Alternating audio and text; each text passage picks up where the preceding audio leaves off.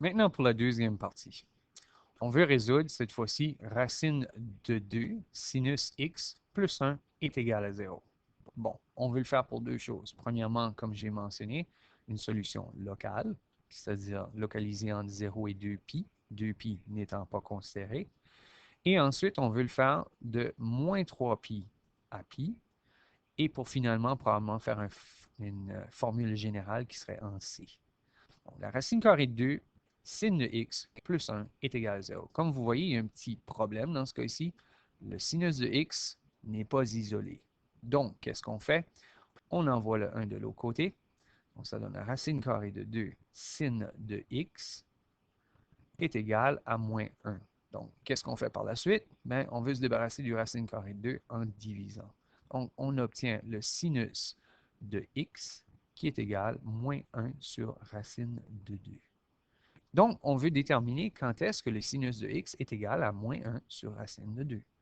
Encore une fois, sur y sur r. Donc, on a un y de moins 1, c'est-à-dire on descend d'une unité et le rayon est racine de 2. Bon, on va essayer de déterminer en faisant un croquis, un esquisse du cercle trigonométrique. Donc, je dois descendre de 1 unité et avoir un rayon qui est racine de 2. Donc, si je descends de 1 unité, oups, et je fais un rayon de racine carrée de 2, je descends de 1. Voici une solution. Mais est-ce que c'est la seule? Encore une fois, le plus gros là-dedans, c'est-à-dire le plus important, c'est le moins 1. Je dois demeurer avec un moins 1 pour le rayon, pour le y, puisque le rayon est constant. Donc, où est-ce que ça se produit à nouveau? L'effet miroir, encore une fois, de l'autre côté. Donc, j'ai moins 1 et j'ai racine carrée de 2. Donc, ce sont les deux lieux où est-ce que je peux trouver des réponses. Bon, maintenant, je veux déterminer les réponses à ceci, c'est-à-dire de 0 à 2π. Si je commence à 0, je fais une rotation, j'arrive ici, je suis rendu à π. Maintenant, je me rends jusqu'ici. Là, je veux savoir c'est quoi cet angle. Et par la suite, je vais vouloir déterminer c'est quoi le deuxième angle ici. Donc, comme vous pouvez voir, j'ai un point qui est ici et le second se trouve au bout ici. Donc, j'ai deux différents. Donc, ma réponse va être x est égal, et j'ai écrit mes réponses. Bon, première chose à déterminer, c'est quoi l'ouverture qu'on retrouve juste ici. Donc, mon ouverture, c'est devant un moins 1. De l'autre côté, qu'on n'a pas écrit encore, c'est le côté qui est 1 négatif également. Donc, j'ai un 1, 1 racine de 2. L'angle d'ouverture, c'est un 45 degrés. Donc, finalement, en termes de 45 degrés, l'angle en radian, c'est pi sur 4. Maintenant, j'ai déjà fait un trajet de pi en me rendant jusqu'à 180 degrés, plus un autre 45. Je suis rendu à 225. Mais en termes de radian, le premier ici, mon x, il est égal à 5 pi sur 4, c'est-à-dire pi plus pi sur 4. J'ai un 5 pi sur 4 pour celui-ci. Ensuite, le dernier, il me manque un gros total de pi sur 4 pour me rendre jusqu'à 2π. Donc, finalement, qu'est-ce que je fais? Je fais 2π et j'y soustrais pi sur 4. Donc, ça fait 8π moins 1π sur 4, c'est-à-dire 8π sur 4. Et mon x va donner une valeur de 7π sur 4. Donc, mes deux réponses locales, 5π sur 4 et 7π sur 4. Donc, voici la première réponse. Maintenant, la deuxième, c'est-à-dire à la B, on nous demande de déterminer de moins 3π à π. Bon, jusqu'à π, on a déjà déterminé qu'il n'y a pas de réponse. Qu'est-ce que je veux dire par ça? Bien, si on regarde à nouveau qu'est-ce qu'on a fait au départ, on a commencé ici, on a fait une rotation de π jusqu'ici. Est-ce qu'il y avait une solution? Il n'y en avait aucune.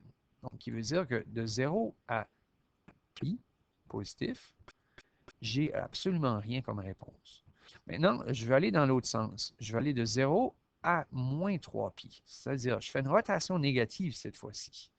Maintenant, si je fais une rotation négative, je recommence au même point, c'est-à-dire ici, et je commence à descendre. Oh, mais j'ai descendu, puis la première chose que je retrouve, c'est un x qui est égal à moins pi sur 4. C'est la première solution que je trouve en reculant.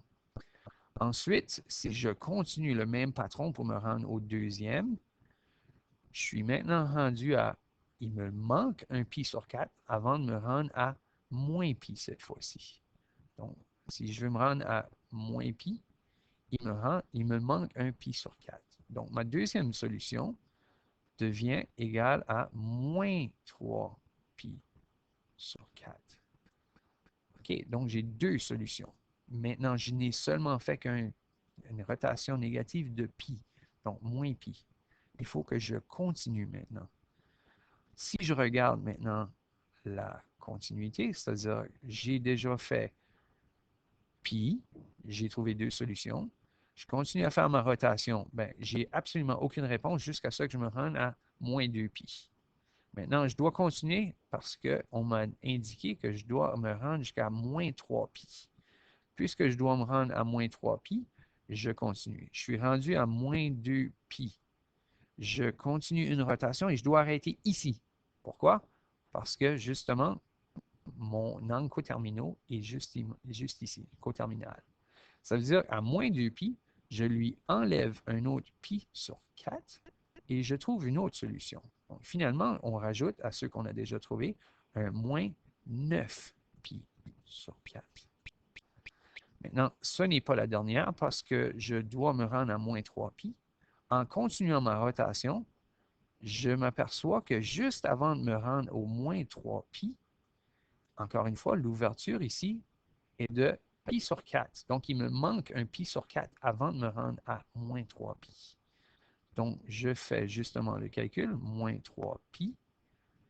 Je vais ajouter un pi sur 4, sinon on va le rajouter. En tout cas, si on faisait une soustraction, finalement, on rajouterait. Non? Donc, dans ce cas-ci, j'ai sur 1, sur 4, ça m'en donne 12. 12 moins 1, ça donne moins 11 pi sur 4. Désolé, c'est le contraire. Ça donne moins 12 pi sur 4 et je rajoute 1, donc moins 12 plus 1, moins 11 pi sur 4. Donc, je viens de déterminer mes solutions de moins 3pi à pi.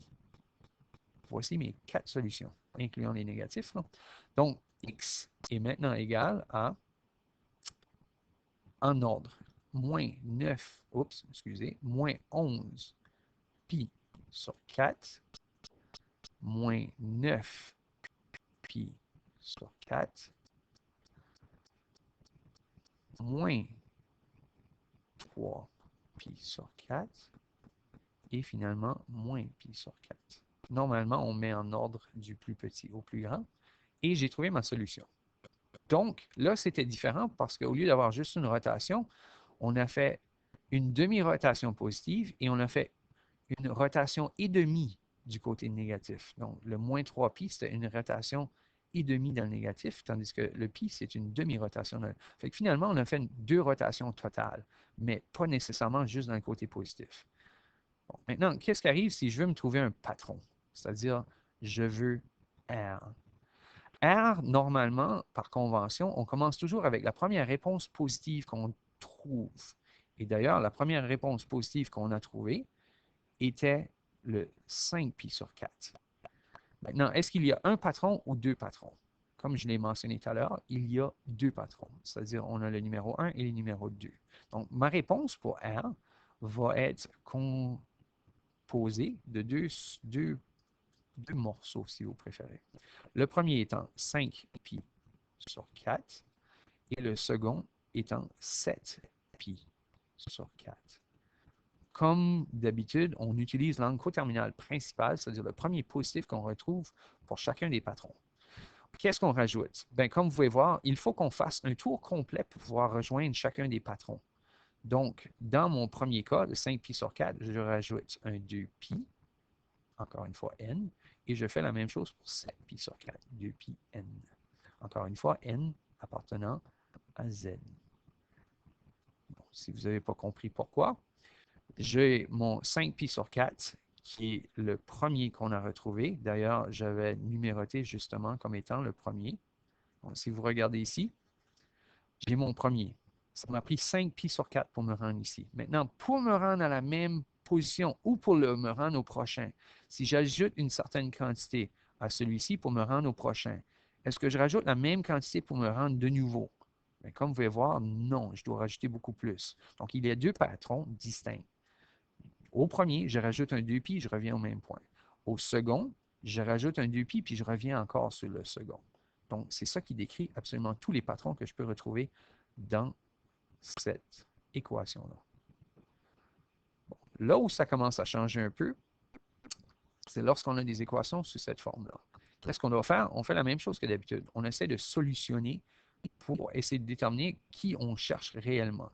Donc, comme vous pouvez voir, on a sinus carré moins 1 est égal à 0. Donc, il y a deux façons de solutionner. Première façon, sinus carré de θ est égal à 1. Qu'est-ce qu'on fait dans ce cas-là? Bien, on doit faire la racine carrée et la racine carrée. Si on fait la racine carrée, automatiquement, plus ou moins. Ça veut dire que mon sinus de θ, il peut avoir deux possibilités, un plus 1 ou un moins 1. Bon, ça, c'était une façon d'essayer de le solutionner. Deuxième façon d'essayer de le solutionner, comme vous savez, sinus carré θ moins 1 est égal à 0, c'est une différence de carré, qui veut dire que je peux le décomposer en sin θ moins 1 et sin θ plus 1. La différence de carré fait que le centre s'annule et finalement, qui veut dire que sinus de θ est égal à 1 et sinus de θ est égal à moins 1. Donc, qui m'indique que oui, j'ai deux solutions à essayer de déterminer. Bon, c'est justement ça ma tâche. Je dois m'assurer, comme vous savez, c'est 1 sur 1. Sinus, encore une fois, c'est Y sur R, qui veut dire que je cherche un Y qui est 1, un rayon qui est 1, et d'ailleurs moins 1 également pour le Y. Où est-ce que ça peut se produire? Les seules et uniques possibilités pour un sinus qui soit plus 1 et moins 1, la première étant en haut ici, et la seconde étant en bas ici. Pourquoi je sais ça? Bien, une des choses qu'on a déterminées à un moment donné, c'est que lorsque le rayon et le Y sont les mêmes, on se retrouve sur l'axe. C'est quoi le coordonné du point P qui se retrouve en haut ici? C'est 0 et 1, avec un rayon de 1. C'est quoi le coordonné du point en bas ici, c'est-à-dire le point P également? C'est 0 et moins 1, avec un rayon de 1. Donc, comme vous voyez, le Y est plus 1 en haut ici, tandis que le Y est moins 1 en bas ici. Donc, j'ai deux lieux où est-ce qu'il s'arrête. À ce moment-là, je viens détecter mes réponses si je veux trouver à l'intérieur d'un 0 à 2pi. Donc, la première réponse, qui est en haut ici, et la deuxième se trouve en bas là.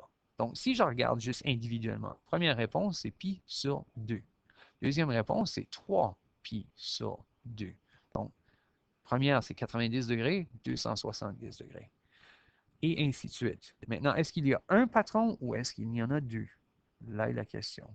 Donc, si j'additionne une certaine quantité pour me rendre ici, est-ce que j'additionne la même quantité pour me rendre ici nouveau? Oui, j'additionne un pi. Donc, finalement, si je recherche la formule qui est générale directement, je veux savoir que le θ, il est égal à premier rang coterminal principal positive, dans ce cas-ci, il était pi sur 2. Est-ce que j'ai un patron 2? J'en ai qu'un seul.